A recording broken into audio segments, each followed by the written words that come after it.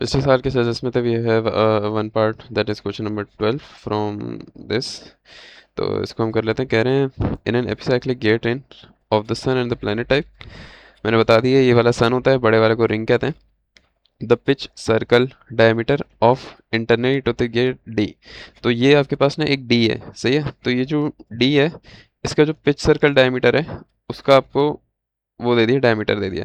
तो ये जो दो रिंग्स बनी हुई है इसमें टेंशन नहीं लेना, जो मेट हो रही है बस ये देखो। तो बार बार रिंग को अभी कटा दो, अभी सिर्फ अंदर वाली रिंग को ही देखो। और आप ये बोल सकते हो कि इसका जो डायमीटर है वो कितना गिवन है सवाल में, 216। और इसका मॉड्यूल भी दे दिया 4। हमें पता है डायमीटर बराबर होता है मॉड्यूल इंटू टी। तो ये भी पता है, ये भी पता है नंबर ऑफ टीथ आ जाएंगे इंटरनल गियर डी के, ठीक है।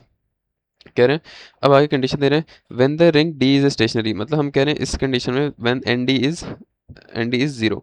सही है। कह रहे हैं द स्पाइडर ए, स्पाइडर मतलब ये जो ए है ना आपके पास, ये हमारे पास जैसे आम होता है, दो चीज़ों के लिए आम लगाते हैं, तीन के लिए स्पाइडर लगा देते हैं, तो इसकी आम ही आम, तो हम इसको आम ही लिखेंगे।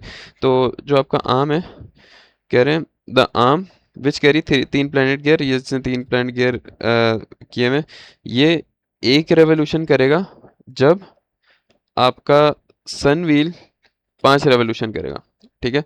तो मतलब अगर मेरा सन व्हील जो है, वो मेरा जो एन बी बीच वाला जो व्हील है सन व्हील, अगर ये मेरा 5 रेवोल्यूशन कर रहा है, तो मेरा जो एन ए है, ओ सॉरी एन ऑफ आर्म कह रहे, आर्म कह रहे हैं, ए कह रहे हो, सही है। ए से रिप्रेजेंट किया हुआ है, वो 1 रेवोल्यूशन करेगा। तो अगर मैं इन दोनों का रिलेशन बनाना चाहूँ तो मैं कैसे बना सकता हूँ कि N B is equal to 5 time N A, ठीक है। ये कैसे रिलेशन बना है, एन ए की जगह मैं 1 डालूंगा तो 5 आ जाएगा, तो N B is equal to 5। तो मतलब जब एन ए 1 होगा तो एन बी 5 होगा। सिंपल रिलेशन है। अगर ऐसे समझ नहीं आता, you can just divide them कि एन ए अपॉन एन बी का रेशियो ले लो। यहाँ से भी आपके पास इक्वेशन वो बन जाएगा, एन ए अपॉन एन बी मतलब 1/5 कर लो। ये वहाँ मल्टीप्लाई होगा, ये वहाँ मल्टीप्लाई होगा, तो आपको मैथमेटिकली भी ये पता चल जाएगा एन बी बराबर हो गया 5 टाइम एन ए के, ठीक है। ठीक है। आगे क्या कह रहे हैं कि और the driving spindle carrying the sun wheel b. तो सबसे पहले ड्राइविंग क्या है, आपका सन व्हील बी है।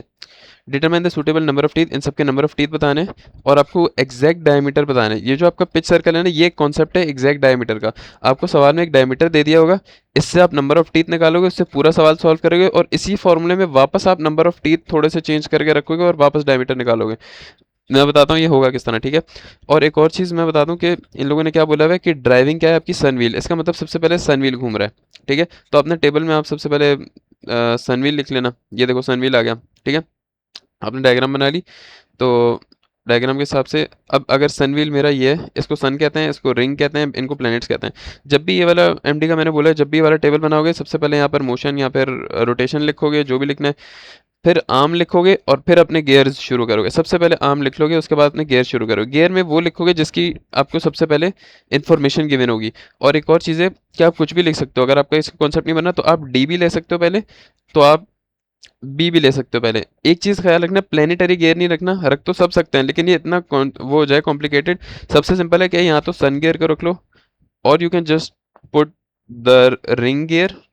और सबसे बेहतर ये है कि जिसकी आपको सवाल में गिवन है इन्फॉर्मेशन, जैसे कि हमें पता है कि ड्राइविंग स्पिंडल सनव्हील बी के साथ लगा हुआ है, इसका मतलब ड्राइविंग एक शाफ्ट लगी हुई है, लेट्स से कि एक शाफ्ट है जो बी के साथ लगी हुई है, ये ड्राइव कर रही है, ये घूम रही है, तो उसकी वजह से सारे घूम रहे हैं, सही है। तो यहाँ से आपको लॉजिक बनानी होती है। So now let's make some other logics about radius and the rotations. सबसे पहले अगर मैं बी को घुमा रहा हूँ, सही है, मैंने बी को इस डायरेक्शन में मैंने बी को घुमाना शुरू कर दिया, सही है।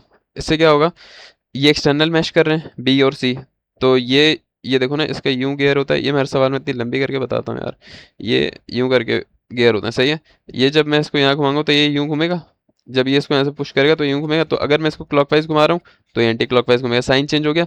मतलब इनके जो रेवोल्यूशन बनेगा वो क्या बनेगा, टी बी ड्राइव कर रहा है, ऊपर ड्राइव आता है, नीचे ड्रिवन आता है, और साइन माइनस का हो जाएगा क्योंकि साइन चेंज हो रहा है। और फिर जब मैं आगे जाऊंगा तो सी किसको ड्राइव कर रहा है, डी को ड्राइव कर रहा है, ये मेरे पास डी है।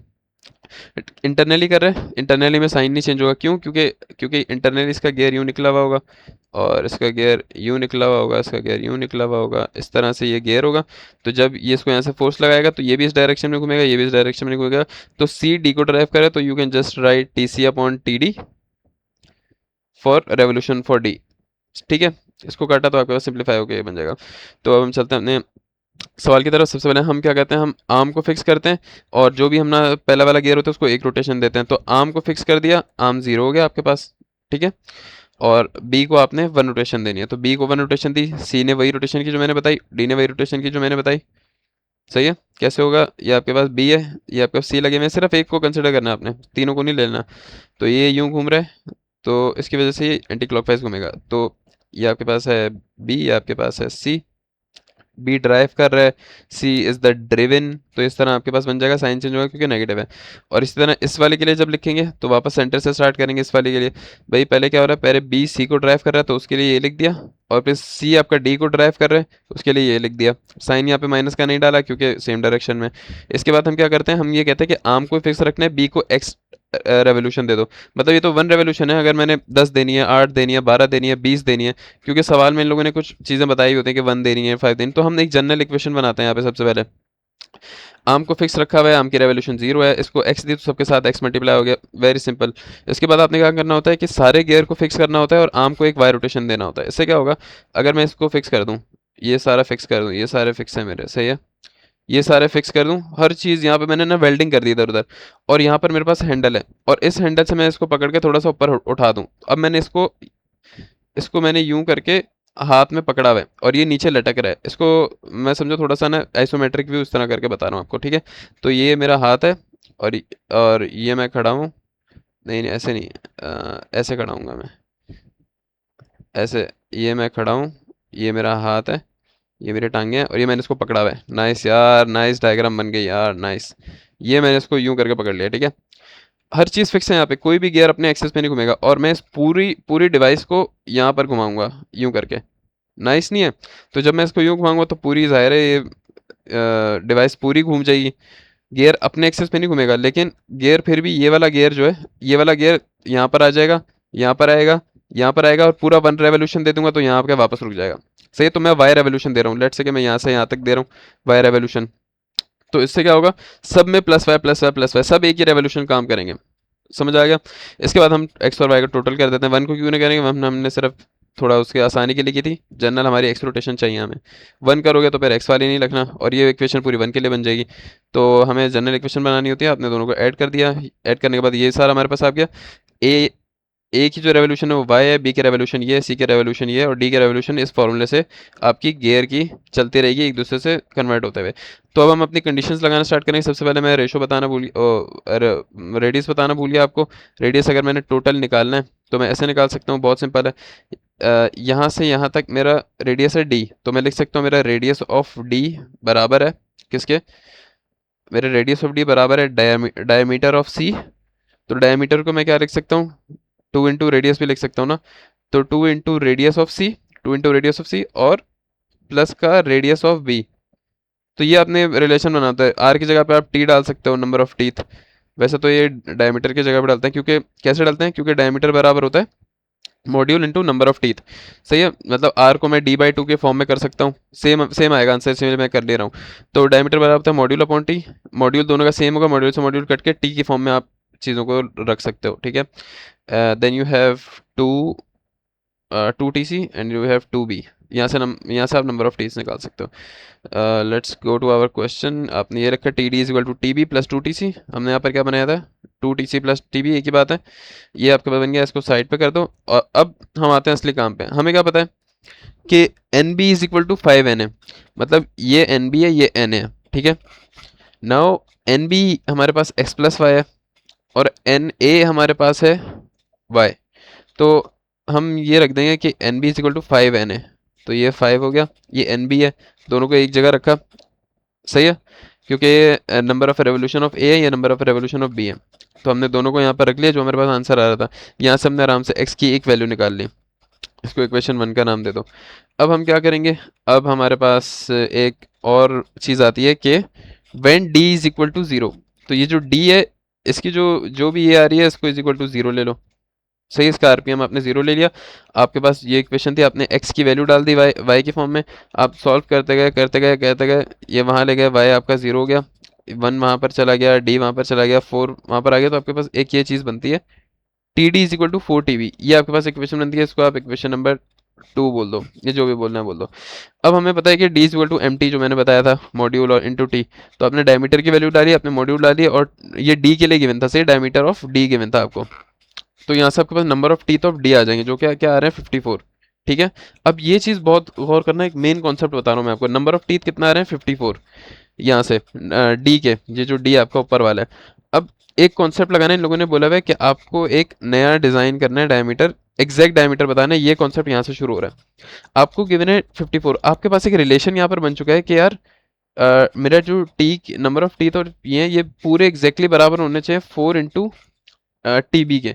तो मैं यहाँ पर पहले अपना 54 रख दूंगा, टीडी को मैंने 54 रख दिया, 54 divide by 4 is equal to TB. तो मेरे number of teeths of B जो हैं वो कितने आ गए, 54 को डिवाइड बाय 4 करना ज़रा, कितने आ रहे हैं। अब आप लोग देखो, मेरे पास आंसर पॉइंट्स में आ रहा है, लेकिन गियर के टीथ्स आप पॉइंट्स में नहीं लोगे। गियर के टीथ कैसे पॉइंट में लोगे यार, गियर की टीथ तो पूरी काउंटिंग होगी ना, 1 2 3 4, आधा गियर का टीथ थोड़ी होगा।